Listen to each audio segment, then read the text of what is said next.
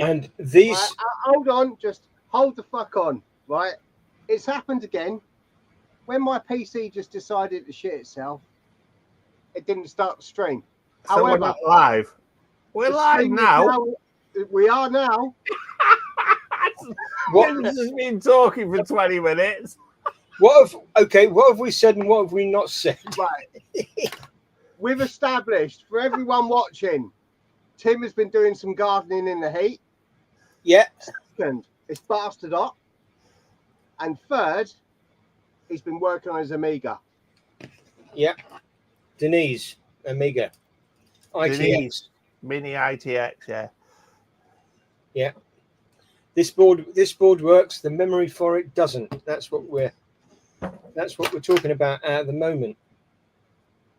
And I've established that the two sides are separate things. And basically low order, high order. So it's a 16-bit byte word. And I think that half is the low part of the byte and that half is the high part of the byte. So it's you reckon it's split in the middle, basically? I reckon it's split in the middle.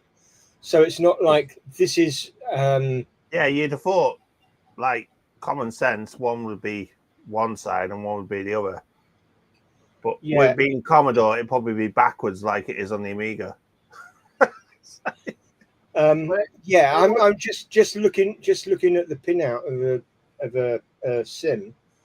It seems like whatever you put on here is a 16-bit word, and that is the bottom half of the word, and that is the top half of the word.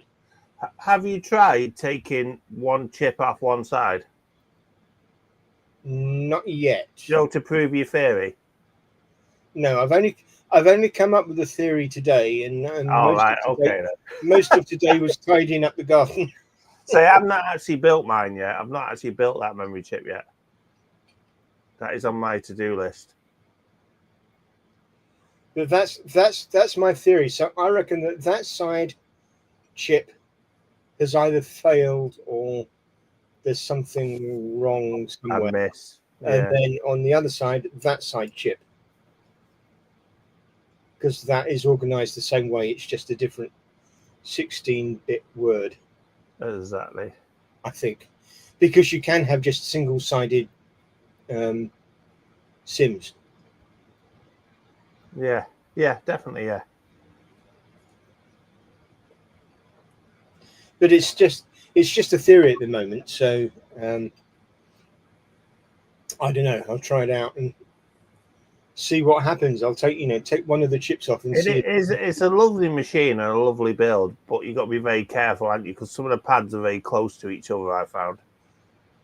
Oh, it's incredibly fiddly. It's incredibly compact, yeah. Yeah, because mine was quite an old board, and I had to do all the. I've noticed some differences. Yeah, I've noticed some difference between your board and my board on the pictures. I've got jumpers where you haven't got jumpers and stuff.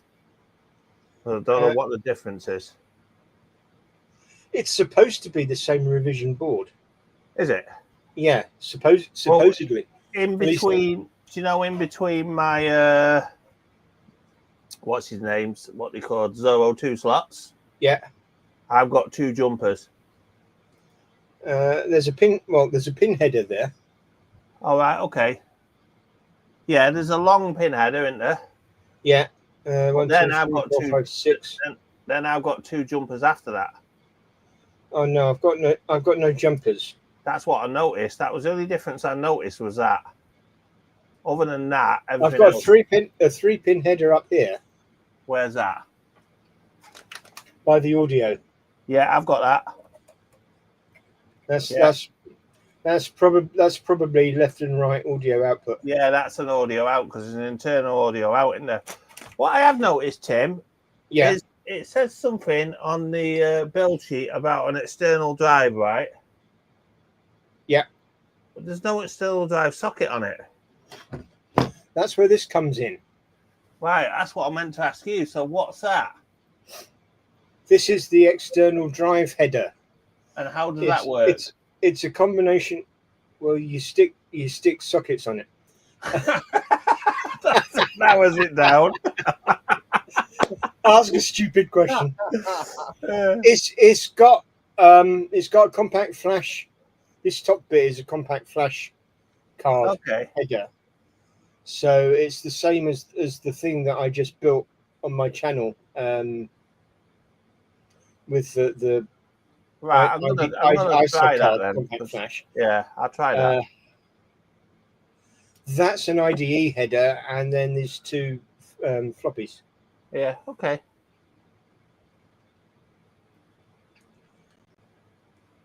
So where does that plug into? It must plug into the floppy drive. I think it plugs into the floppy header. Yeah, the floppy header. That's the only place I can see it plugged in. I don't know how it's going to get ID through there. I was just wondering that. I just working out as I could work out. I could maybe it would get external drive through there, but I don't know how it's going to get. I don't know. I don't know, to be honest. I was planning to investigate the IDE standard and become a sort of expert on it for the last video that I did, and I never quite got around to that. So maybe I should do it for this one. Exactly. I'm planning to do this as a separate video anyway.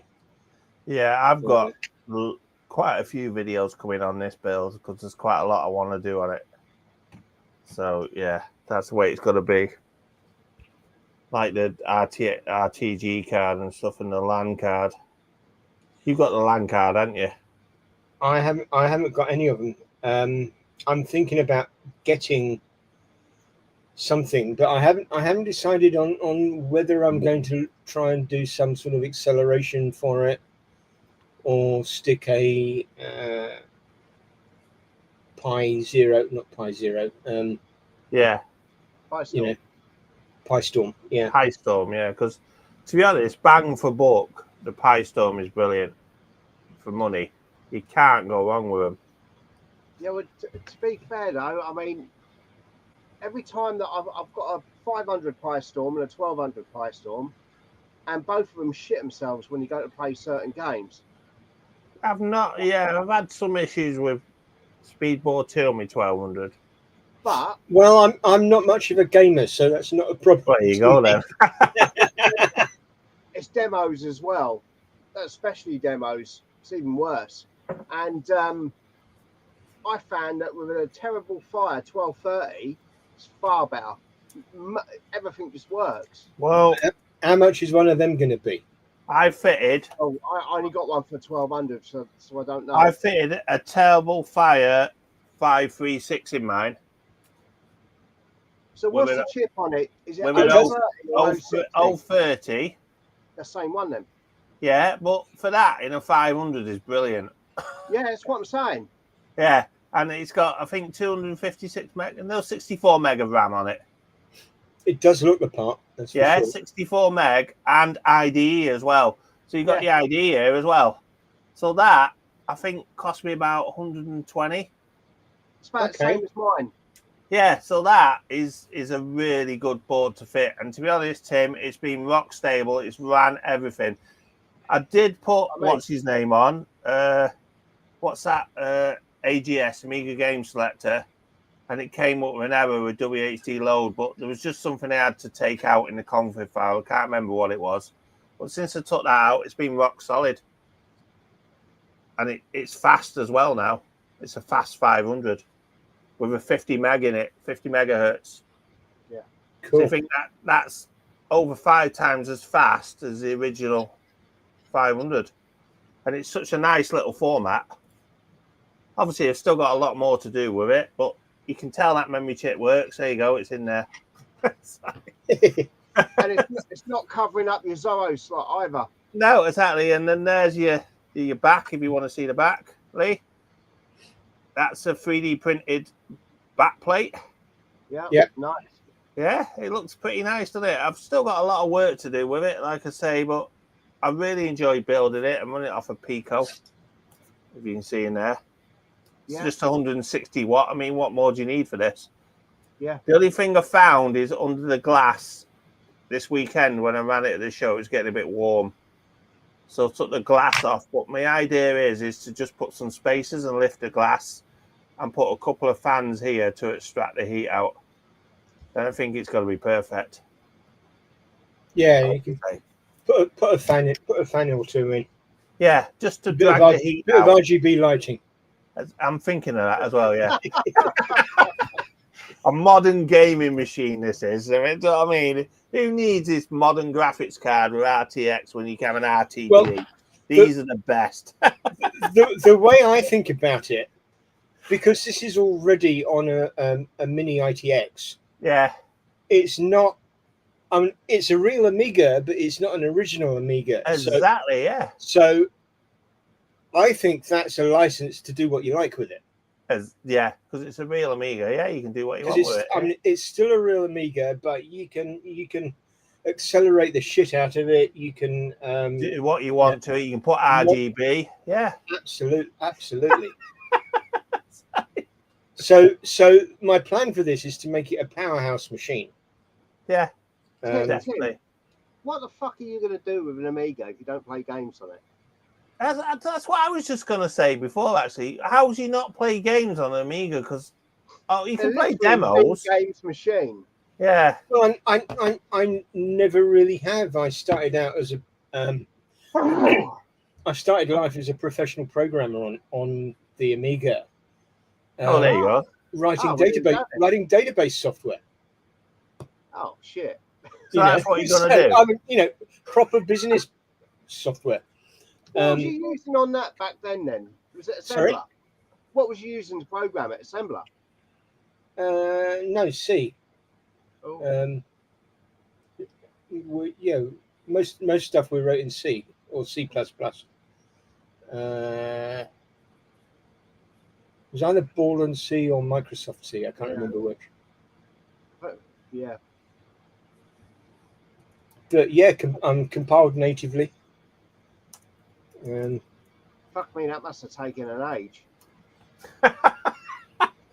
And 7. In those days, and to be fair, after I left that job, and went from doing the Amiga and the Atari ST, because we had common source code with machine specific libraries. Machines.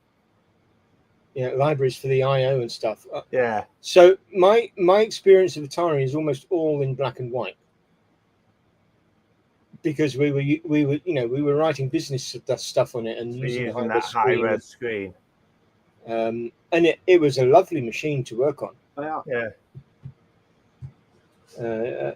I would say, although the Amiga was the quotes popular one, I would say as a sort of business end machine, the Atari was actually a nicer machine to use. Faster processor, wasn't it? And then everything went to Windows and it all went to shit. I really like the STs. I've got about 7 or 8 of them. And STs, I've got one now. I've got to look at it. I've absolutely hacked the bollocks out of mine. I've got 32 meg accelerator in one, replacement TOS. I wanted an E, but I ended up with an FM.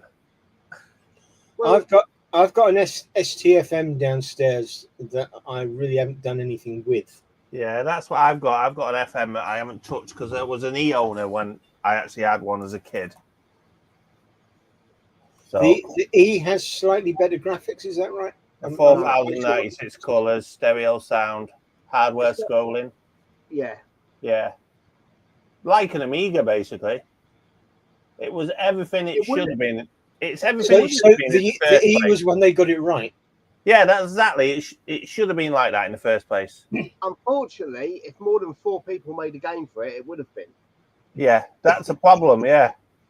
What did you get? Sleepwalker was one, wasn't it? Sleepwalker, Obsession Pinball, 05. Exactly. And there was another one. I can remember Sleepwalker because I bought that because it said ST enhanced and I got dead excited. The Commodore 128 was the same. I mean, it was a wonderful machine, Yeah. You know, you can use 2 screens at once. You got the 80 column stuff. You got the 40 column stuff. It runs at 2 megahertz sometimes. Yeah. And there were like two games that made any use of it. Yeah. I mean, And even now, there's only like 2 games that make any use of it. We had a demo scene with the STE, didn't you? Yeah. Yeah, they saved it. They did some games and stuff for it, but it was a really good machine. The STE wasn't to be knocked. Well, I spent a lot of time. I had the ST and the Amiga back in the day, but not at the same time. And I spent a lot of time playing stuff like Captive. I don't know if you remember that. Yeah. And stuff like that. And it was brilliant. I really liked it. And I found that going to the to the Amiga, there was more games I liked, but I also went back to playing Captive and stuff like that on the Amiga, and there wasn't a lot of difference. But the big one was Dungeon Master. Yeah. That was the absolute behemoth that got me hooked on the ST. And going to the Amiga, what I remember mostly was my ST had 512K, my Amiga had 512K, and as soon as you took like 3 or 4 steps in Dungeon Master, it'd be hitting the floppy drive to load more data, and it just wasn't as nice. So I ended up going and getting a 0.5 meg upgrade for the Amiga.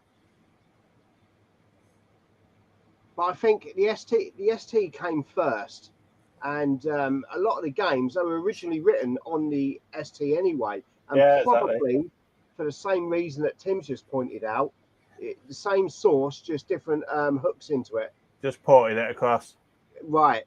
Until someone thought, well, hang on a minute, they got better scrolling over there. We got all the custom chips, yeah. Yeah. You've got your basic game code, which is completely machine independent. Yes. You know, it's just a loop. It goes around it. It handles all your player stuff. It handles all your non-player stuff. It's basically a management routine. And then you've got the stuff that displays and makes noises and is machine specific. And you only need, really, I think, you only need to port that machine specific stuff. You know, if you've coded it right in the first place, to transfer it between machines. I think that's pretty much what they do now with things like the Xbox and the PlayStation. Definitely, yeah, because they're all running on the same AMD hardware.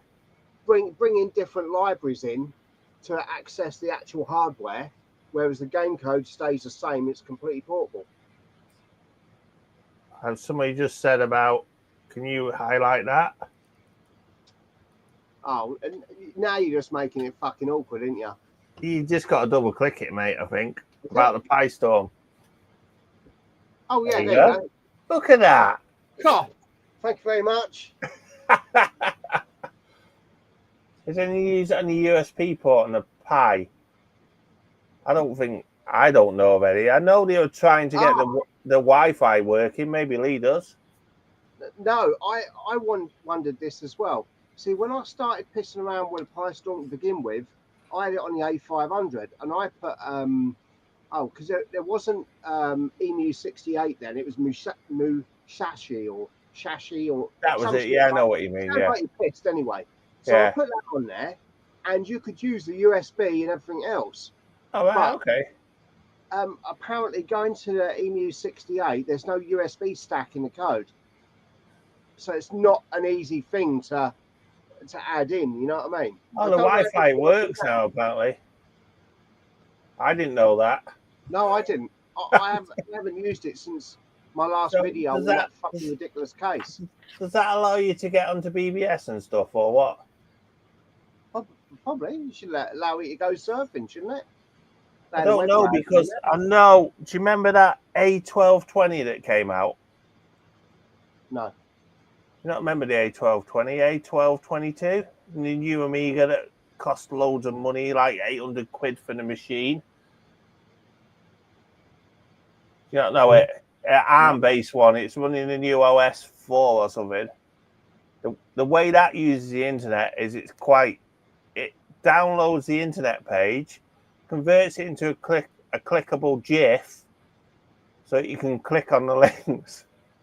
So I wonder if it does something like that. I don't know, because I don't think there's any browsers that support like all the latest stuff, in the internet. That's the problem we got. Sounds a bit cack-assed. Well, that's how it works. I mean, obviously, these machines, I don't know whether you never heard of the A1222. No. It was a new Amiga that came out not long ago. It was. I think you're having a bad dream. Honestly, mate, Google it. Let me see if I can get it up. But you've got the Denise. Look, type in A1222 Plus. It made by Eon. Neil, you've got the Denise network card. Does that do Wi-Fi? I don't know how it works. I don't know. I've no idea. I've just bought it. I don't know what it does. Lee, how do I share something? You're asking me. Right, wait a minute. I'm going here now. Look at this. Right. Oh shit! What's this crap? Google App Bundle would like to record. Okay. Does the PyStorm do RTG graphics? Yes, it does. Because it strikes me both of those cards that you bought I could replace just with a PyStorm. Yeah, but you won't have the reliability I've got. Well, that's true. Well, I don't know what he's done, but he's fucked off. He said you won't have the reliability that I've got, and boom. And then boom. Neil, that's reliable, mate. Yeah. I think you've proved your point there, Neil. Oh dear. I've just had a look at what he was talking about. I think I do recognise that board or something similar that surfaced for stupid amounts of money. I don't think it did very well. Well, not if it's 800 quid plus. No, I mean, when you say, oh, it sounds a bit cack-handed, I think it probably would be for an Amiga because, the internet was just starting to get some traction when the Amiga shut itself. Yeah. So it's not really, it wasn't really had time to. It's not really got the IP stacks and things that came along later. Well, I don't know what he's done. He's disappeared. It was a good trick, whatever it was. He's probably chatting away, hasn't realised he's gone. Neil, if you can hear this, you've fucked off. Come back. Here we go. Well, what happened there?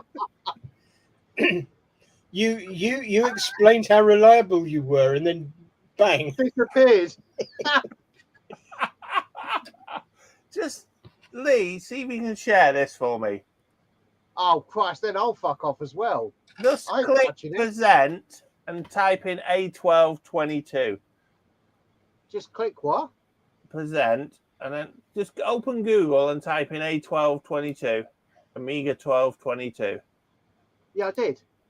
Yeah, I kind of remember what you were talking about. Yeah, well, see if you can share it because I can't do it because Macintosh is blocking everything, and that's when I lost you. Oh, Amiga 1. Because Tim thinks I'm dreaming. Oh, this Amiga OS 4.1 that's the PowerPC one, isn't it? It's not PowerPC. No, it runs off an ARM processor, I think, or a Radeon or something. Because there was a version of the Amiga that ran on PowerPC. Yeah, I can remember that. You needed a PowerPC accelerator, which are mega money. That was it, yes. £1,100 because some guy at the Amiga show this weekend has actually got one, and he's explaining to me how it downloads the internet page, converts it to a clickable GIF file, and that's how he views the internet on it. There you go. It's got signatures on the PCB, so that must be expensive. Yeah, but it was originally supposed to be 300 quid, and then they suddenly upped the price to 1,100 quid. What's that? He's done it! Yay! Yay! That was the board. It it looks the part, but it. And, I wouldn't pay 1,100 quid for it. No, he's struggling to get WHD load work on it and stuff. It just errors out all the while. I mean, you could get a decent M4 Mac for that. You could get, definitely. You can get an M4 Mac. Say decent Mac. Yeah, I'm using an M4 Mac for 530 quid. That's the equivalent of good Amstrad, isn't it? Or whatever. Amstrads are brilliant, mate. Yeah. Yeah. Okay. What are you gonna do now that somebody owns your Commodore name now? Yeah, I can't believe it. I mean, Is he gonna come after you now because you're called Captain Commodore? he's probably gonna have his dog fucking talking Commodore shit, isn't he? I mean, to be honest, I don't watch him. I've never watched him. No, I watch it. I've watched a couple, maybe 2 or 3, and it's very kiddified for me. So, you know what I mean?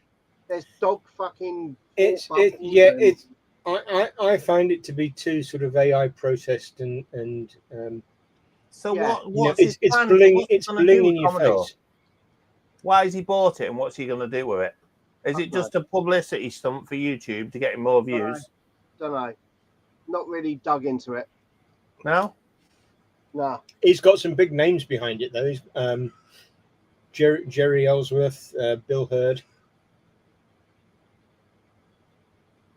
Well, So, that doesn't surprise me at all.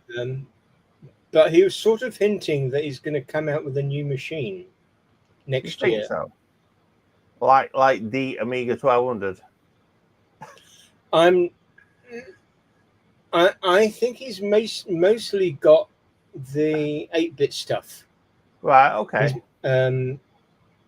Because it's Hyperion and Clone 2 and whatever their name is that are sort of fighting over the Amiga IP and kind of own the Amiga IP. So I think he's got like Commodore 64, TM. That's what he's bought with Commodore, just Commodore 64. I believe he's bought Commodore International. Okay. Or Commodore Business Machines or so that doesn't own Amiga because Amiga went off on its own, didn't it? It got sold. No, Amiga is a separate thing, I believe. Separate entity. Yeah, when that owned by Encom or something.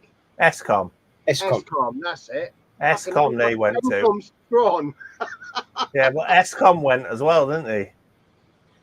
But, yeah. Didn't Escom make Commodore PCs as well for a while in their shops? Yeah. I remember going to an Escom shop and seeing Commodore PCs and I thought, what the hell's this? Well, it's something to do with Commodore made Commodore PCs. So. Yeah. But yeah, because Escom used to make those weird PCs with the lines down the front, very plastically. I remember Escom PCs. I had one. Or it might be an LNX, I can't remember. LNX sounds like it. Is it an LNX, was it? Yeah, not an Escom. Yeah, okay then. Yeah. But I mean, if they are going to make a machine that's not a clone of the original, an original machine, what's it going to be? Is it going to be? If you were going to make a new machine, what would you make it? An 8-bit machine. Amstrad. Fuck off. Amstrad 128 plus. See, I've got in the back of my mind that what he's going to come out with is going to be a clone of the C64 in maybe a different form factor, maybe as a handheld. And what? there's been a few. Yeah, kind of. There's been a few of those sort of touted about. Yeah, but how do you type on it? Tiny keyboard. Touch screen, like a mobile phone. That's been touted as well. Mobile phone with Commodore phone. yeah, Commodore phone. I can't think of anything worse, to be honest. I can't think of anything he's going to do nowadays that would fetch Commodore. And Like the other thing that he was saying was to do with education. He seemed to have an idea about getting Commodore into schools and into education stuff. And the Raspberry Pi has done. I think he's trying to replicate maybe the BBC Model B, But he's not going to do days it, past, or the Apple II in the US. But the days of that are long gone. Exactly. Nobody's going to want a old machine. What are you going to do? They all want Windows. They all want the latest Mac OS. They're not going to want. I think the only people realistically that are interested in these old machines, 40-plus-year-old machines, is people like us that grew up with them or had them or exactly. You're talking about people sort of in their late 40s, 50s, 60s. Definitely. Exactly. Basically the audience of my YouTube channel. Exactly. That's it. Yeah, that's what I always say, because you got to look at the demographic of people that turn up at a show. I mean, there was my lad there, and that's because I dragged him there. My lad was talking to some other girl he'd met there who was, I think she was 17, but she got dragged there by her dad as well. There was no younger generation there who wanted to be there. They'd been dragged there and forced there. All the demographic was people like us, like that guy that came up to me and asked me if I was Tim. And he said, well, you've got a beard and glasses. And I said, we've all got beard and glasses at this age, mate. Yeah. And that's the demographic which he's going to reach out to. But then again, we've all got most of the machines anyway. So why would we want to buy a new version of the machine? There's already been the Commander X16, which, as a concept, I quite like, to be honest. Someone's open for the Amiga. Sorry? You don't see the comment? Sorry. A6000. made me chuckle, that did. So what sort of specs would you expect from an A6000? Would it run PC games? Would it run Steam? Be an M4 Max. Would it be an ARM processor? Exactly. Well, look, the BBC have tried a single board. Let's get it into every school. You know that thing with the 5 fucking holes in it that's useless? I know which one you mean. It's called the BBC Micro, isn't it? Or something? No, is it? Micro B. Yeah, Micro B it's called, yeah. That hasn't really taken off. No, because the Pi Storm has got that market. Right. The Raspberry Pi now has been around so many times. It's been enhanced. Loads of third parties have jumped onto it, and it's just grown. Why can you get that saturated, that market? When it comes to prototyping, you've got the Raspberry Pi, you've got the Arduino, you've got a whole bunch of sort of generic ESP32 boards. There's lots of stuff you can do, and it's there. It's been done. You don't need any more of it because something else that comes along that is going to be basically the same thing. Exactly. It's got no traction. Why are you going to buy it over something that already exists? Exactly. That's a problem, isn't it? And he can't. He won't fetch out a new 8-bit because what's the point in fetching out a new 8-bit? It might excite people like me, but yeah, he's got a limited market, hasn't he? The Mega 65 came out. Lee would buy one. That was expensive, It's also an FPGA, so it's got no interest to me in He's it. got one on the shelf. I'm sure it's a great machine. Yeah, it is. I liked the idea that it was 666 euros. You know, that sort of tickled me. But Lee's a secret millionaire. He just doesn't tell us. Am I Yeah. fucked? But again, you know, I mean, the question comes down at the end of it: what am I going to do with it? Yeah. And Yeah. I've got a bunch of home-built machines on the shelf over there that I've built, and they're great and they work, and And they're he's sat on saying the the shelf. shelf. Yeah, that's what mine do. I've got me Harlequin up there. Now it's working. It's sat on the shelf. I've got my A1200 there. Now it's working. Sat on the shelf. My C64 sat on the shelf. I've still got an MSX up there in pieces that somebody gave me.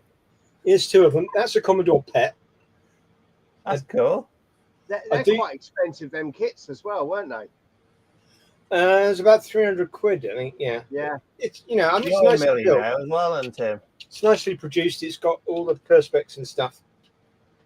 And this is basically a Jupiter Ace. Yeah. You program it in. Is You that the program same it in people fourth, that so you designed do the it kit? backwards. Right, I've got something to ask you actually. This What is the quite hell interesting. is this? Somebody offered me something this weekend. I didn't know what it was. Let me just see. I didn't want it because I didn't know what it was. Right. How much was that? I'd say, yeah, I'll have it. What is it? It is a cipher. A what? A CIFER cipher machine. What's that? Well, there you go. It's got I don't know, but if it was being offered, I'd have it. It's got a big key. I'd have to pay for it. It's got a monitor and a big keyboard with it. It's pronounced CIFER. I didn't even Google it because I've never even heard of it. Don't know. But the interesting thing about this is it's got what's it called? RC 2014 yeah. slots. So it's got 4 slot RC 2014 slots. You can plug in cards to it. He was at the show the other week, the RC 2014 guy. Basically that is a Z80 based system. Cool.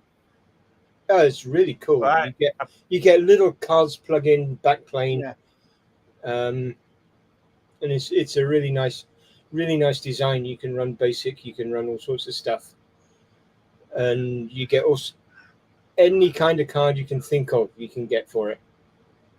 I saw something online that they've made enough cards to actually knock up a quick MSX.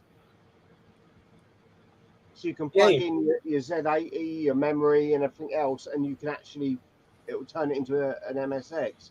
Yeah, because this is a Z80 based. So I've just Googled what a cipher is. It's a machine from 1987. It runs CPM, and apparently it can run a very early version of Linux. Wow, that sounds Exciting. It does. There you go. So I'm glad I said no to it. Yeah. Question I have generally is, what would I do with it? That's the thing, and it wasn't small. It was like this big by this high, and then the keyboard was like this wide. And I thought, I've got nowhere to put it. I mean, I don't mind having Macs. I love the Macs. The Macs are just brilliant. Well, you've got to have something to open the door when you've got no Amstrads, haven't you? Well, Commodore used to use ZX Spectrums as doorstops. Yeah. They couldn't afford Amstrad. Oh, dear. Because when apparently when they were designing the 128, they couldn't get enough Z80s, so they had a trade-in program. If you traded in your ZX Spectrum, you would get like 50 quid off, or Yeah. $50 And then you use off. a Z80 and a C and the So 128. people were buying a ZX Spectrum for like $49, and getting sort of, more back than they paid for it. That's crazy. And Commodore were just stacking up, take the Z80 out and use the rest of it as a doorstop. Yeah, Lee was a look. just recently gone out of production, isn't it? Z80 has, yeah. Z80. I don't know if it's all of them or if it's just the Zillanex? the zip dip package. Because I think they might still be making the surface mount versions, and I've got quite a few anyway in my drawer, Z80s. Yeah. But your traditional 40-pin dip, I think that's we had to buy a few to get this Harlequin working. Well, you want to get that MSX built up? They're quite an interesting machine. Yeah, I will do. So is a Harlequin worth building now? It No, is. Don't fucking touch it. It's listen. You think that other board, right? The Amiga Denise is compact and lots of sockets. Have a look at the Harlequin. That's got even more sockets. If you like soldering, yeah. To be honest, now if you do the 3H now that me and Lee did, between us both now, we've got all the problems solved, haven't we? Yeah. So it works. How does it compare to a 1581? It works straight away. Well, I'll tell you what happens. The 1581 didn't fucking work, and the Harlequin didn't work, but we got it working. There you go. 1581 still don't work. I've got two of them on the shelf over there, and they both work now. I've got 4 of them. 2 of them work that are on the original boards, but the other 2, I'm sure it's the board.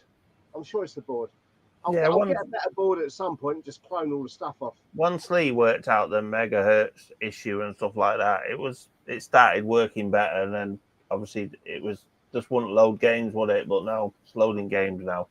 Have you done yours yet, Lee? I've put the chip in. I haven't powered it up yet. I've got a backlog of stuff to do. It'll work. The problem with the Harlequin was a lot of the chips. I say a lot of them. Some of them had to have rare versions of the chips, not standard TTL logic. Like the high speed version or the low voltage high speed version, because it was running at 28 megahertz, which for a TTL chip, a lot of them can't do. Once we figured that out, it started working. Yeah, the Denise has got a couple of slightly odd variations on not quite LS. It has that. Is it the AHCT one or something like that? Something was it?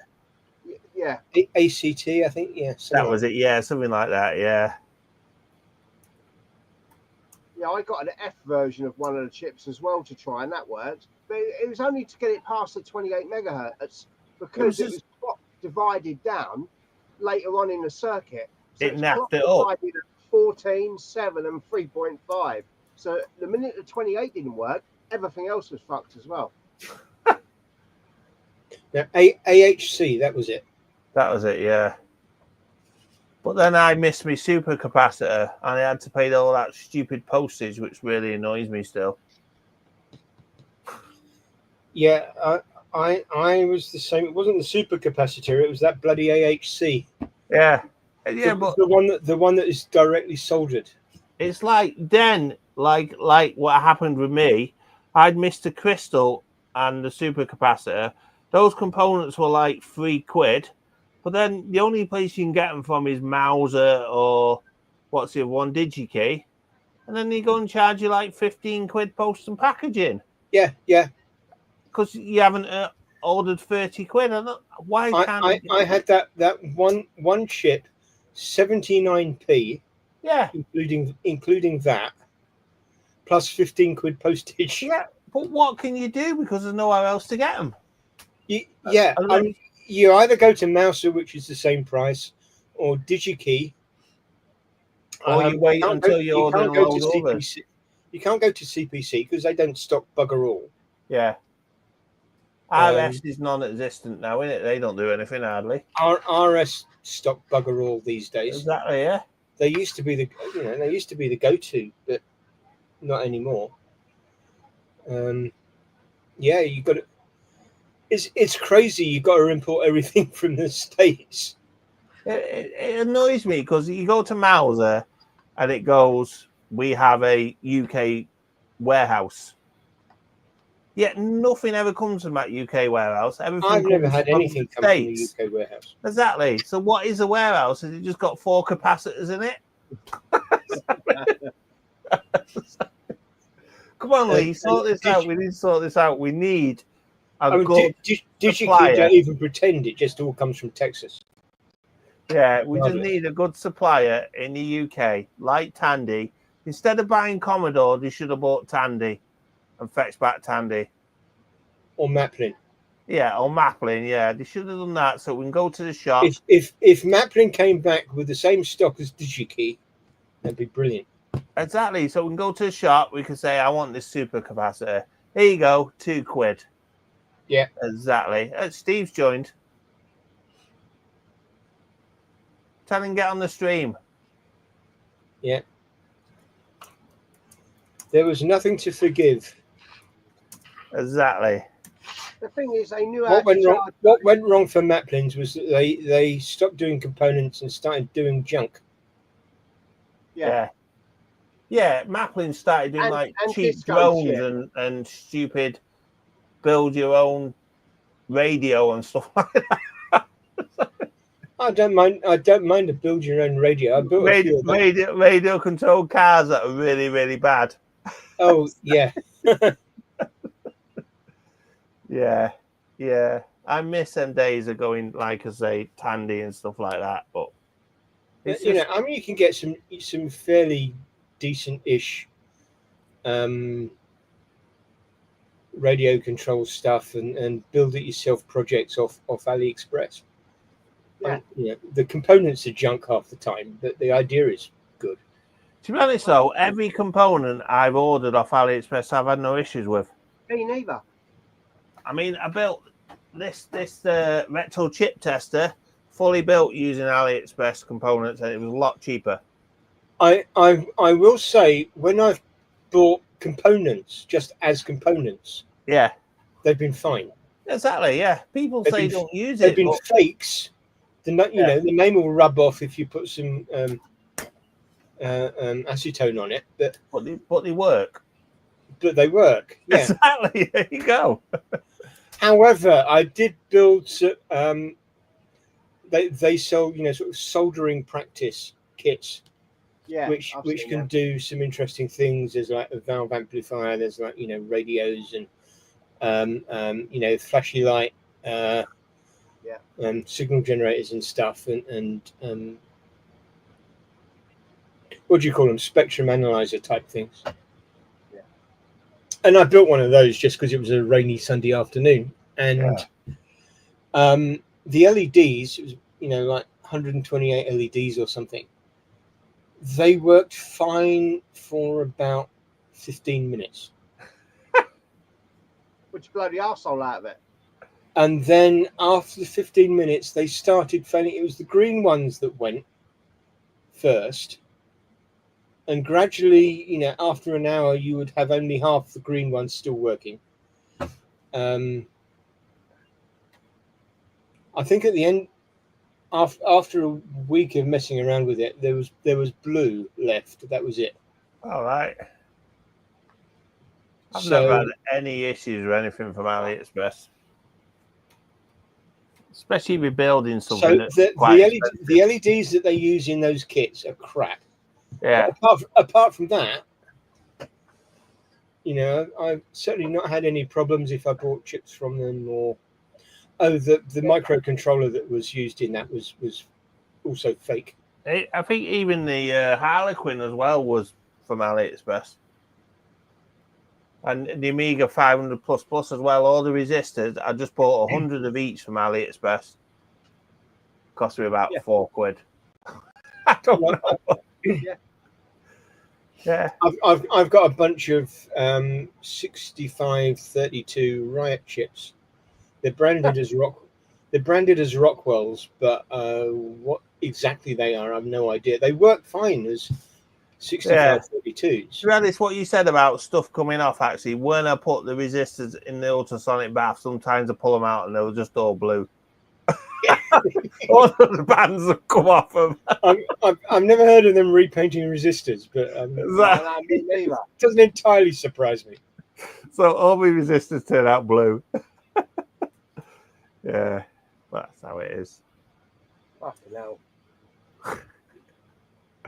But yeah, so bizarrely they still work as 6532s, but they're branded Rockwell. They're dated 2017. Yeah.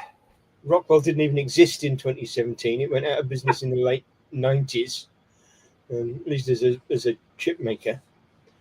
But yeah, so what's actually inside them, God alone knows. You know, they still work. They might even be MOS chips for all I know. You don't know, do you? You don't know. You never know. Well, that was a very long intro, even if I did chop the first bit off. So what have you been up to, Neil? So that's me. Now let's go on to Neil. I thought we'd done the intros. We did, but it was off camera. Oh, okay. Are we up to that already? Jesus. That's what time? I've been up to this. You know I have. I've shown you before. I haven't watched your video yet. Oh wow. Get off and get it watched now, will you? No, it wasn't. It wasn't like this in the video. This is now in its box. I've said that before in a video. If you haven't watched this, go away and watch it. Come back and I'll wait. Exactly. Yeah, I'll wait for you to watch it, Lee. But this is obviously the same as what Tim's been building. Yeah. The brilliant mini ITX Denise Amiga. Everybody should build one. They're the best machine of this year, and they're rock solid and they work very well. They are brilliant. They are totally out of stock. Exactly. They're also because very me and Neil and some bloke called Andy, Hack Build Restore, has got 200,000 subscribers. We all did videos on them, and you know, to be honest, though, Lee, they're just really good. I mean, like I said before, you've got all your Amiga ports and PS2, which is absolutely brilliant. So you can plug in an optical mouse straight to it. I've got the accelerator in there now with the IDE, and you've got the 202 slots, which again it's basically a mini Amiga 2000. What would you say? Yeah, it's basically a mini 2000. Yeah, it's a mini Amiga 2000. Two slots as opposed to what, 5? Yeah, but the you board's can make like 140 quid. Does that come with a bird seed already on it? It does, yeah. Yeah. Well, I suppose mine didn't. Mine only cost about 100 quid. And it didn't come with a bird seed. I had to put my own bird seed on. But I'd had it in a drawer for like 2 years. Oh, I didn't realise they were that old. No, I don't know. I mean, I saw it at the show and I just thought, because what I did see as well is there's an Amiga 1200 one coming out. Yeah, it's called Alice. Look at Lee's face now. An ITX? Yes. Same guy. Slightly bigger than this. Has re-engineered it to an Amiga 1200. How can it be bigger and still be ITX? No, it is. It's the same size, isn't it? No, it's not. It's bigger. It's not. It's mini ITX. I'm pretty sure it's like about that. I don't know. That's micro ATX. I thought it's mini ITX, but he's definitely re-engineered the 1200. It's due out, I think, this year, hopefully, because I do want to build that. I've got a 1200 board sat here now waiting for that, because that would be amazing. But yeah, the guy who imports them, I was talking to him the other day, and he said I had these boards for like months and months and months and months, and they didn't shift at all. And then 3 videos came out within like a fortnight, and boom, they've all gone. He said, and it's not just UK, it's like worldwide. They've all gone, completely sold out. That's because nobody knew about them. That's exactly it.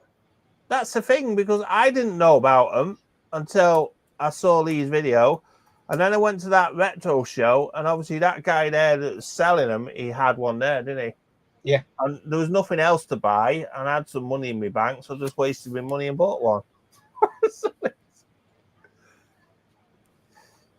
So yeah. But yeah, I mean, I saw them a couple of years ago, and I thought that's a really good idea. And then I ran out of money, and I couldn't. There was, I think there was another one work in progress before this, and it never really caught on. It didn't get finished. Yeah. Oh no. This is what it is. This is why it sat in my drawer for 2 years, because it didn't have the bird seed on it. Right. And I'd never soldered any surface mount stuff, so I didn't want to touch it because it's an expensive board, and I don't want to fuck it up. You know, I understand that entirely, because I was the same. When I'd realised I made that mistake, I had to take the resistor out, and although it's a resistor network, I was still worried about damaging the board. I was scared taking it out. Yeah, it's a 4-layer board. Well, it's a 4-layer board. Yeah, it's a 4-layer board, so you've got to be very careful. I just accidentally filled a couple of holes while I was, soldering some of the surface mount stuff on. And you were scared. And just unblocking those was hard enough. Yeah, because everything is very close. So you'll find, like, you've got a pad, and then adjacent you've got another pad for birdseed. So you got your through pins coming through, and then it's very close to the birdseed. So you need a lot of flux, so you know the solder goes where it should do. You need a very thin iron as well. That's my advice with it. Is to and use you saw the giant chisel thing that I've been using. I wondered who uses them. I've got about 6 of them tips. I've never known anyone to use them. Tim uses them. They're great. They're great. Yeah, because it chisels to a very fine point, and you can get very, very fine control with it. I do use a chisel one, but I've got a small one. Look, I've only got a small one. Look. That's what she said. Yeah, I was waiting for that. So that's one I use, because I find you can get it alongside the pin at an angle. I would use a smaller one if I had a smaller one, but for some reason that size of tips, they only make it in the sort of bigger size. Yeah, it's odd because there's some what I considered standard tips on sort of other format soldering irons, and they just don't seem to be available. Yeah, it's weird how different irons have. I have actually had this delivered, Lee. I've not opened it yet, but it's in there. My first 3D printing done by PCB Way. Oh, really? Ooh. Yeah. Ooh. So I'm going to open it live on my video, and it is a case for this. Oh, nice. So I've got a case for the rectal chip tester, and I've also got the guy that designed the case is from, I bloody can't find it now, can I? It's typical. There it is. All the way from Canada. Whoops, I've lost me. I can't see you, we're just looking at your doors. Yeah, exactly. Wait a minute. You see me now? So all the way from Canada, that's like a vinyl front for it with all graphics and stuff on it. All right, cool. Nice. So that should stick on the top. So that's probably going to be my next video, actually, to be honest. So yeah. So my first introduction to surface mount soldering was not on this board, as is quite right. Instead, it was on that Mac, and I decided to unsolder a 68030. Okay. And yeah, it had the predictable result that you would expect. Yeah.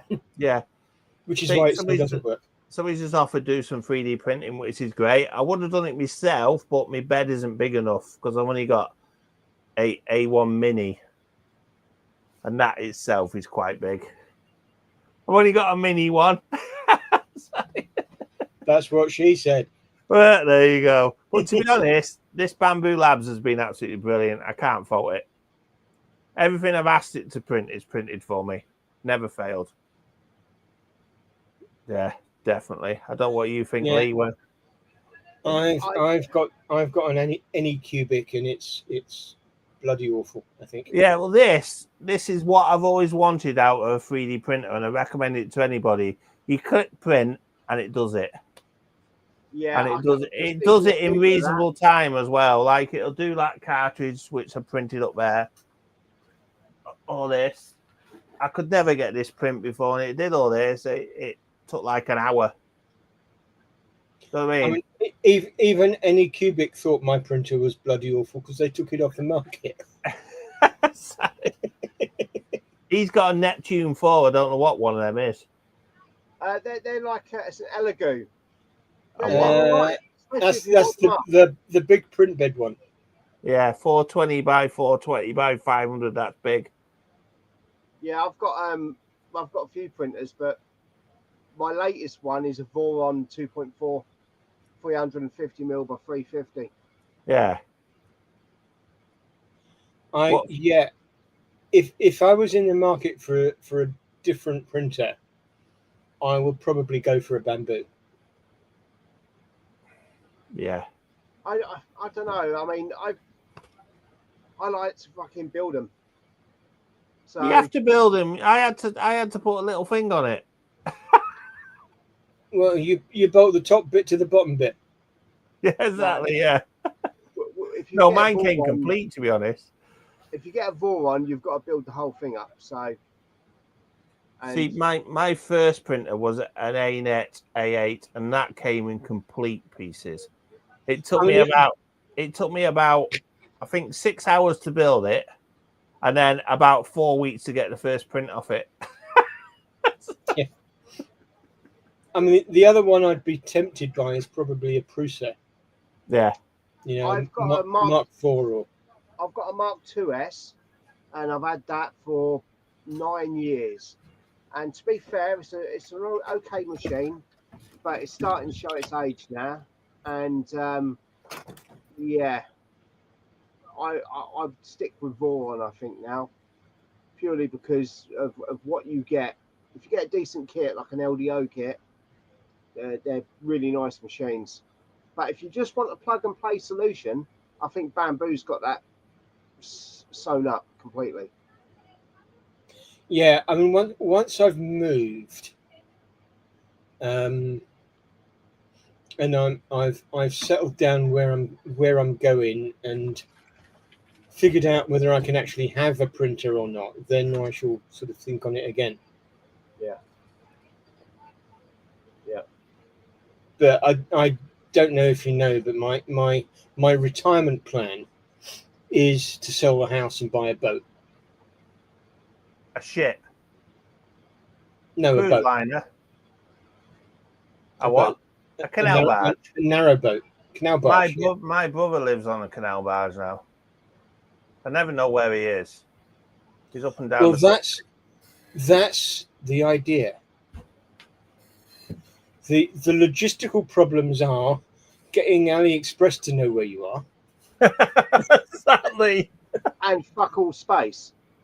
And well, yeah. I mean, that's why I need to know whether I can. You'd have to have a storage unit, wouldn't you? I don't think that's the biggest problem. I think the biggest problem you've got is a leak. That is the biggest problem you'll have. Stick a finger in it. I don't need metal anyway. You just need a welder. Yeah, but fucking soldering iron. Exactly. Yeah, it'd be there soldering Tim with his big wedge iron. Yeah, well, my tip's too small. It's 10 mil steel is not getting hot. So, well, that's quite an ambitious thing to do.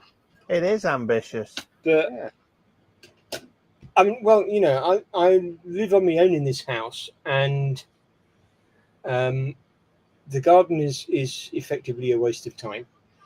90% of what is in this house is junk. I was going through a load of stuff the other day, and I hadn't used it or even seen it or forgotten I'd even had it for like 20 years. To be honest, I was thinking that the other day about the amount of stuff I've got in the shed behind here, tools and stuff that I've never used in so long. I bought a tool to do one job on the car, and it just gets put in the shed. Yeah. And I think, do I just get rid of it? Do I just tip it or sell it? What do I do? Well, I've been sticking stuff on eBay, and it's been sitting there not doing anything.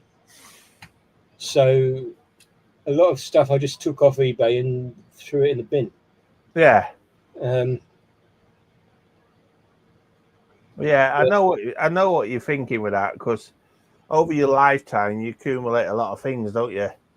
you accumulate a hell of a lot of stuff. I think more so if you're in the same frame of mind like me, where you lot are, where you're tinkerers and you tinker with things, so you tend to pick things up. Like, I think that's what it is. I'm at the stage of life where if I don't do it, I'll regret not doing it. Yeah. A lot of people have said to me, "Don't you dare sell that house. House is gonna go up in value. A boat's gonna go down in value because it's like a car, Yeah. Yeah. But right. what's going to happen? Okay, the house will go up in value, and then I'll have to go into a nursing home or something, and the government And then take all your money off your house. Yeah, they'll just take it away, and I might as well sell it by a boat. You're a long way from a nursing home, though, Tim. Jesus, come on. You got 800,000 subscribers yet? 10,000 subscribers in a Zimmer frame. That's what you get. No, mate, you'll get more than that. Don't worry. But yeah, so I'm not going to stop doing the channel. No. And I've got all the electrics figured out, and power budgets and solar energy and all that sort of stuff. That could be a unique take on it, that Retro Tim from a boat. Do you know what I mean? From a canal barge, because I don't think anybody else is doing that. I changed the name. That could be quite a niche. That could. I changed the name of my channel to Tim's Retro Cabin. Exactly. Yeah. Well, Tim's Retro. Yeah. Barge. Tim's Retro Barge would be good. Barge. Yeah. Yeah, I get you. Yeah. Exactly. Definitely. So what you got coming up then, Neil? What have I got coming up? Yeah. Well, I've got that. I was going to do that. I've got another Mac to repair, a Macintosh Classic 2 in my boot. I've got one of them blue Macs. Is it an iMac? What are the blue CRT ones? The Bondi Blue. Is it Bondi Blue? Yeah, I've got one of them. I've got loads of stuff, mate. I've got this next Friday. I'm hopefully getting a Mac, an Apple IIe, whatever one of them is, with 2 disk drives. Another 2 Macintosh Pluses, because I love my Macs. I've got an Amstrad to do, which I'm saving for a Captain Commodore special, which I'm going to dedicate it to him. I've got I've got loads of stuff coming. You didn't fucking buy an Amstrad, did you? I might have done. Just for you, Lee. Okay. I'll tell you what, I don't think particularly much of the Amstrad CPCs. Why? I think you could have stopped it. You don't think particularly much of Amstrad. No. I'm going to qualify this. I like their PCs. There you go. See, I think the PCs are very well designed, pretty standard. And he made the PC available to the people. And Amstrad did the a hell price of a lot to getting PCs into the market. houses. Yeah. Certainly, you know, at low Yeah. price. There were some stupid ones. Do you remember that PC 200 that was in the sort of Atari ST case? Yeah, I've seen them. But You know, I'd like to have a look at with a one of flip them. up lid to plug the cards into. Yeah, I'd like to have a look at them. It looked like an Amiga, didn't it? Like I say, yeah, I know which one you mean. I remember there was some kind of ridiculous fucking emailer or something. That was Amstrad on the email. telephone. Yeah, really. There That was was a telephone emailer with a green screen. That was. There Yeah. was that Sinclair. Was it one per desk? No, it was Olivetti, but it was basically a QL. He was ahead of his time. Amstrad was. The machine's What? ahead of the time as well. No, you're thinking of Sinclair. No, Amstrad was just a barra boy. no, he's good. Stack them high and sell them cheap. What he said? You're pointing the wrong way, mate. Is it? Yeah, that's it. What he said? I forgot. It's breakfast Greenland. You like you directed a What plane. he said? I've got my screen flip on. I can see the real way here, and then obviously you lot can see the other way. I tell you what, the Amstrad will be up there anyway soon. So, and do you remember his hi-fis? Oh my god, they were absolute fucking garbage. They had like 5 LEDs on the front, right, and it was all one board behind the fucking mechanism for the tape. It worked though, didn't it? It was ultra shit. It made a noise. It did make a noise. You're right. Exactly. I actually had back in the day their VHS to VHS recorder. Yeah. Did you ever remember them? It was like a dual VHS. It was 2 stacks. Oh, they did 2 of them, didn't they? And there's one that was side by side and one that was one on top of the other. I don't know about side by side. I had the one that was on top of each other. Yeah, you could just stick a tape in there and a blank tape in the other one and just but it wouldn't zap them record away. unless you did something fucking funky to it, and then you could copy stuff. No, Neil, I saw that. What? You can't sneak that under the radar. What? And The Amstrad boards are better than the Spectrum boards. Come on, mate. Sinclair Spectrum boards are terrible. I've no skin in that game because I've never had a Spectrum. Well, this is kind of why I was asking about the Harlequins, because it would be my introduction to the entire machine. The problem is, you see, 8-Bit Retro Refix is a massive Commodore 64 fan. Captain Commodore's named himself after the Commodore 64. So I'm a bit outnumbered here. I think Steve should invite... I like every Commodore machine except the 64. I think Steve should invite his special guest on that he mentioned. hang on. What do you mean every machine except the 64? 64 is boring. Boring. It's dull. It's unimaginative. It's And also it's full of pastel colours. How fucking surreal is that statement? The only good thing was a SID chip. You said that. The Vic was pretty good as well. Yeah, the SID chip was great. I mean, technically, the problem with the 64 is that they came up with a good design early on, and then they did nothing. Yeah, that was the big problem with the 64. They just milked it and milked it and milked it and milked it, and I would say now it's just so dull that. That's Retro View as an unsub now. 2 can play at that game as well, Steve. Yeah, I think 64 was absolutely ahead of everything else, and then I think it was closely followed by the Atari from a technical point of view, and the Atari came, was it 4 years earlier? 400, the 800. That had a really good design in it. No, as well. I think the 400 came out first. I think That's what I mean. It came out way before the 64. before the 64 did. Yeah, way before. I think it was after. Was it after 79, the I Vic think. or before the Vic? Before the Vic. Oh, you mean the Vic 20? Yeah. Oh. I don't know. I think Atari was first. The what? Atari what? 400. No, I don't That know. had very good design in it as well. I mean, that was built like a tank. Like the 400. Well, the 400 and the 800 particularly. Well, yeah, they had an aluminium chassis. It's a big slab of aluminium. Yeah. That's why they were so expensive to begin with.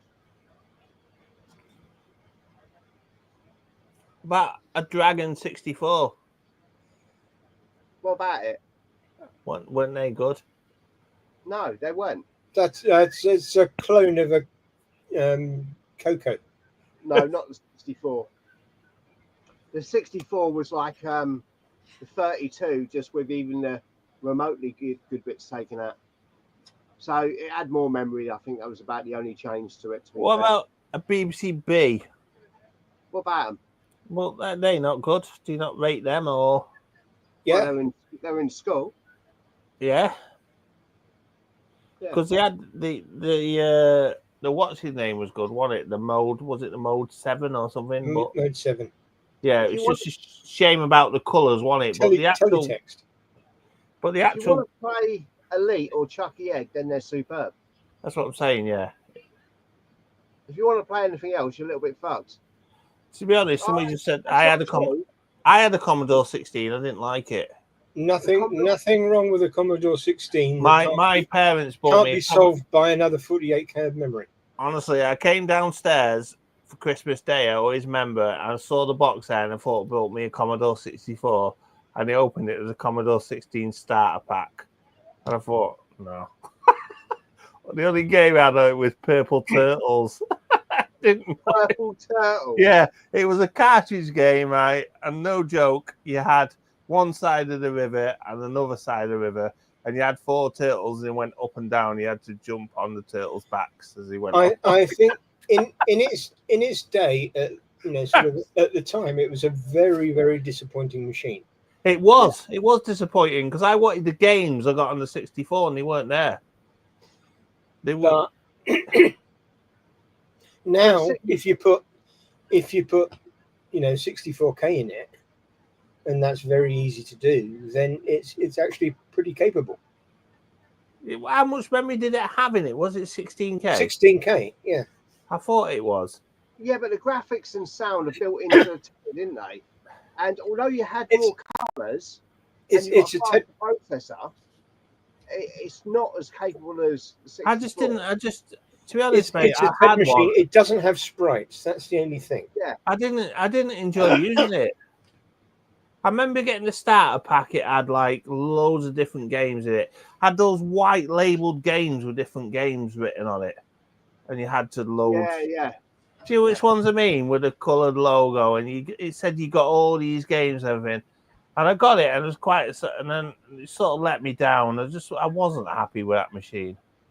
I mean, I don't know whether it was much cheaper than the 64. I don't know. Maybe my parents didn't have the money, but it was a lot cheaper. Was it a lot cheaper? Yeah, it was really these are +4 ones. But that was them. It came with loads of them. That's probably why I got one then, because it was a lot cheaper. Parents probably couldn't afford a 64. I think that one there was the best contemporary game that came out on it. Yeah, later I did get a Commodore 64 to pass me down for my brother. And I played hours on Beachhead and Bruce Lee because they're the games I wanted to play.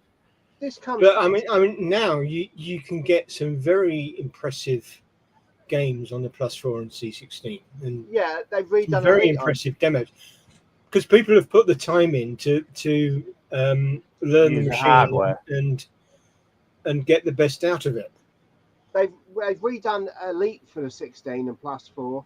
It's got proper backface culling and the extra CPU speed and the better graphical, the better number of colours makes it look better.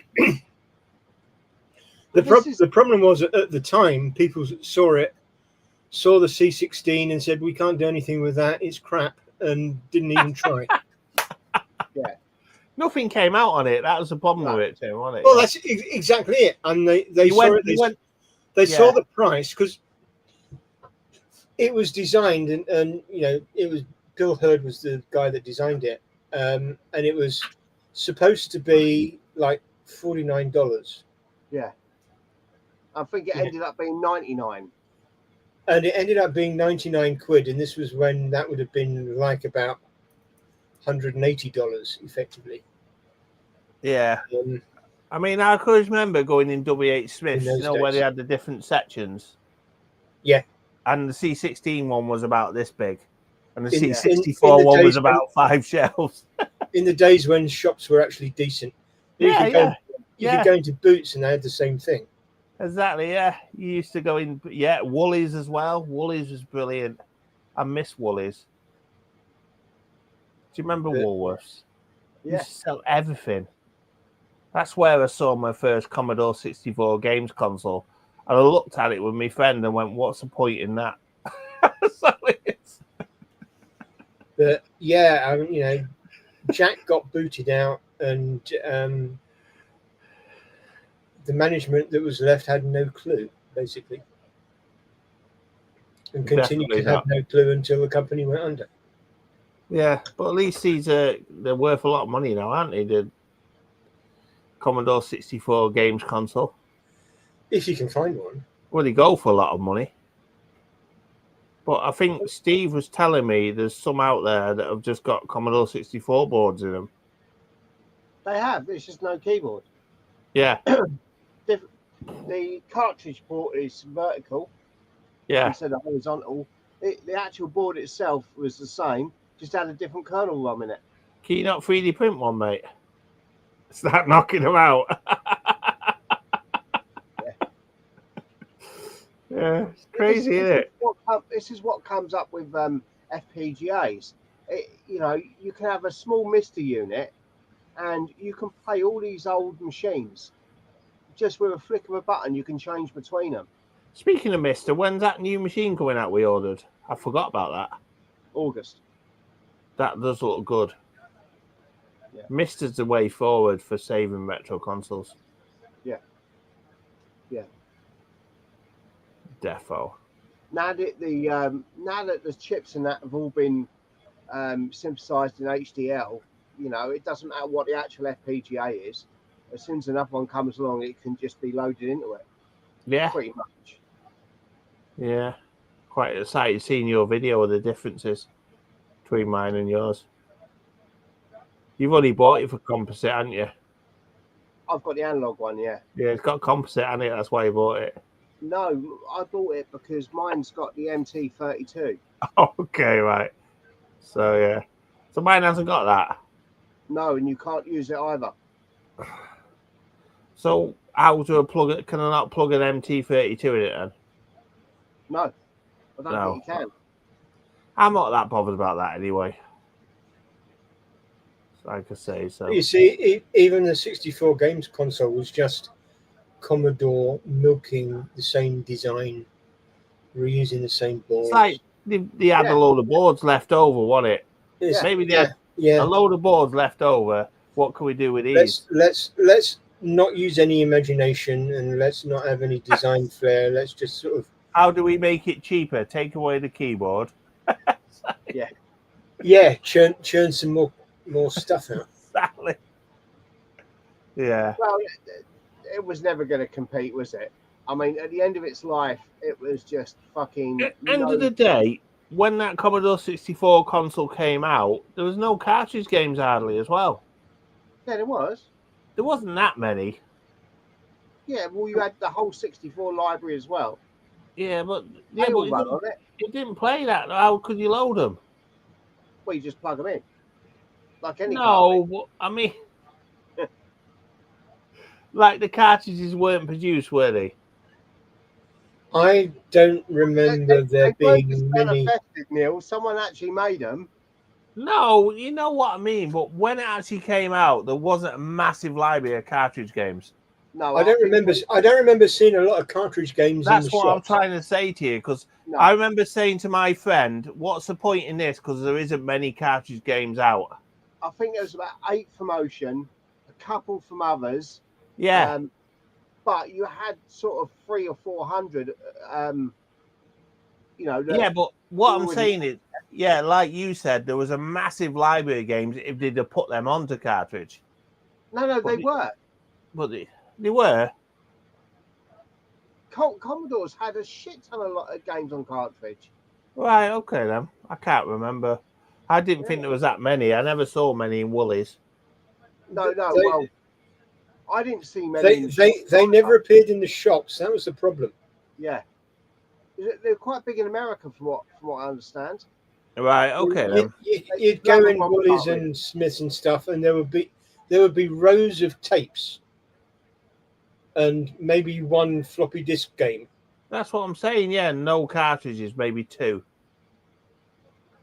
Which But it was, wasn't a lot like made. he said, international soccer was always there. Yeah. That's one game you always saw. Or maybe golf as well, maybe, yeah. Yeah, it's just a strange machine when I saw it, and I knew it wasn't going to do anything. When I saw it in a glass case in Woolies, I thought, what the hell is that? Yeah. I think they were bigger in America. Yeah. Right. It makes sense. I mean, look at, obviously things are different in different countries. Look at Japan, how they had a disc system for the Famicom. Yeah. And here they never did. The console might have done better in Japan than here, because Japan tends to like consoles. Yeah, but it wouldn't have competed against the NES, would it? I mean, the NES would have just... The NES was the quality of the games, wasn't it? Yeah. What do you mean? What do you mean? Like Mario and stuff is brilliant, and Zelda. Oh, yeah. That's what I'm saying. You can't compare that to a Commodore 64. Yeah, but that's what I was saying. The time it came out was so late Yeah. in its lifespan. What was it, 88, 87 that it came out? I mean, everyone was moving to PC by that time. It's the same. Even Amiga stuff coming out was starting to struggle. It's the same with, like, when the Mega Drive came out and the SNES, they started really hammering the Amiga, because you saw something like Sonic and stuff like that, and it just killed the Amiga. Yeah. And people are trying to fetch Zool. And Zool came out, the Amiga's answer to Sonic, but it was nowhere near the Amiga's answer to Sonic. I actually remember that in a local shop in the town I live in. They had a 1200 running Zool. Yeah. As in, this is the Sonic killer, you know? That's what I mean. And it just wasn't. They were pushing it in the magazines. I always remember the headlines. This is the killer to Sonic. And you can't compare Zool to Sonic. I don't care what they say. No. Sonic is just so much better in every way. Yeah. Yeah, all your parallax scrolling and the speed of it and just the game. Do you know what I mean? So that's what killed. Obviously, the consoles came and killed the Amiga off. The Amiga couldn't compete. They fetched out obviously Atari tried with the Falcon, didn't they? The Falcon, another failed machine. I think I've seen one of them in my life. Sorry? That was about the same time as the Mega Drive, wasn't it? Yeah, the Falcon as well came same time as the 1200. The 1200 had a very short life, didn't it? Yeah. It did better than the Falcon. Obviously, the 1200 did. But the Falcon was mega more expensive, I think. Yeah, it was. Yeah, I think it was $699 it came out at.